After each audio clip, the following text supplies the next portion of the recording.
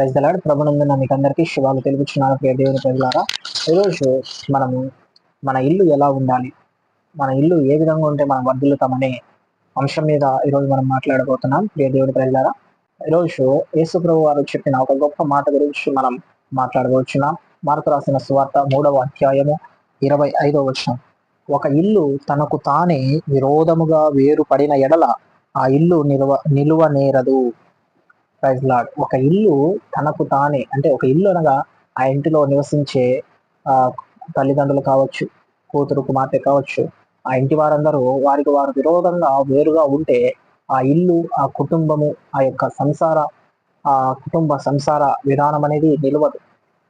అందుకే కుటుంబంలో ఐక్యత కలిగి ప్రతి ఒక్కరూ ఆ కుటుంబానికి యజమానునిగా ఉన్న వారికి లోబడి జీవించాలని దేవుని వాక్యం సెలవిస్తుంది.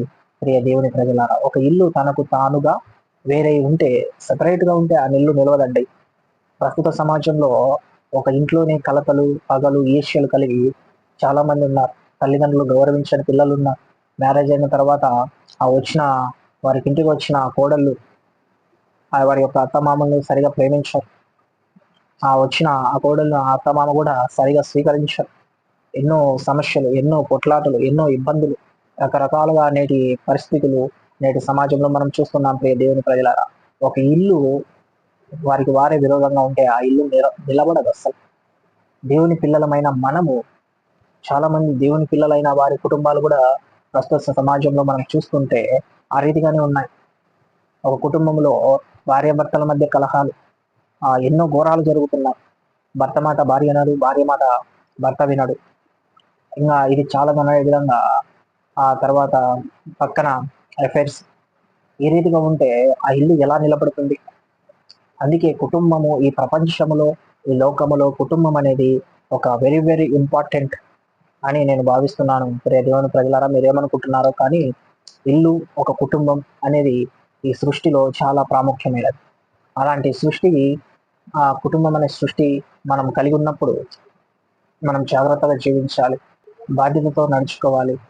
మన ఇల్లు స్థిరంగా ఉండాలంటే మొదటగా మనలో దేవుడు బైబిల్ ప్రకారంగా ఇల్లు ఏ విధంగా ఉండాలని ఆయన చెప్పారో అవన్నీ మనం ధ్యానించుకొని వాటి ద్వారా జీవించినప్పుడు మాత్రమే మన ఇల్లు స్థిరంగా ఉంటుందని ప్రభు పేరిట ప్రేమతో మనవి చేస్తున్నాను.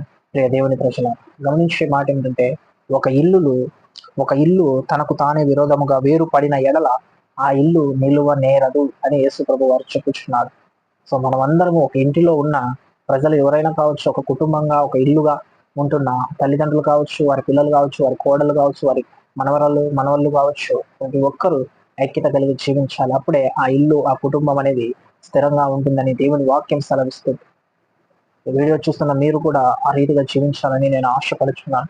ఎందుకంటే దేవుడు నాకు ఇచ్చిన జ్ఞానం చొప్పున మేమైతే ఐక్యత కలిగి కుటుంబములో మనస్పర్ధలు రాకుండా, ఒకవేళ వచ్చినా ఎక్కడ ఏ తప్పు జరిగిందని కుటుంబ పరంగా చర్చ చేసుకొని ఒక ఇంటిలో విరోధంగా లేకుండా ప్రేమతో, సమాధానముతో, ఐక్యతతో జీవిస్తున్నాం. కాబట్టే ఈ వీడియోలో ఇంటి గురించి నేను ముఖ్యంగా ప్రస్తుత రోజులలో చూస్తున్న మాటలను మీతో పంచుకుంటున్నాను. ప్రియ దేవుని ప్రజలారా, ఈ అమూల్యమైన మాటలను మీ యొక్క ఆత్మీయ జీవితంలో దేవుడు ఫలింపచేయాలని కోరుకుంటున్నాను. ఇలాంటి ఆత్మీయ మాటలు మీ జీవితాన్ని ప్రభావితం చేసి మీకు ఉపయోగకరంగా ఉంటే తప్పకుండా ఒక లైక్ చేయండి. ఈ వీడియో అనేక మందికి రీచ్ అవి అనే దాని గురించి వారు కూడా తెలుసుకోవాలని ప్రభు పేరిట ప్రేమతో మనవి చేస్తున్నాను. Thank you. God bless you.